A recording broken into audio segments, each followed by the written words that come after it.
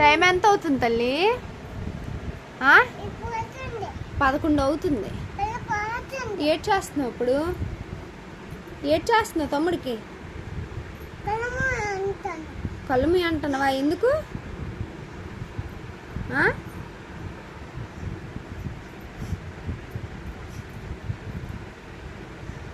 ఏడ్ చేస్తాను. ఏడు రాస్తాను. పసుపా? ఎందుకు?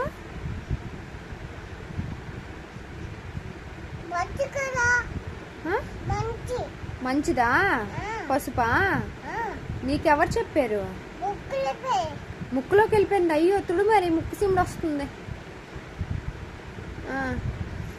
పడుకోనివ్వా నన్ను? టవలా?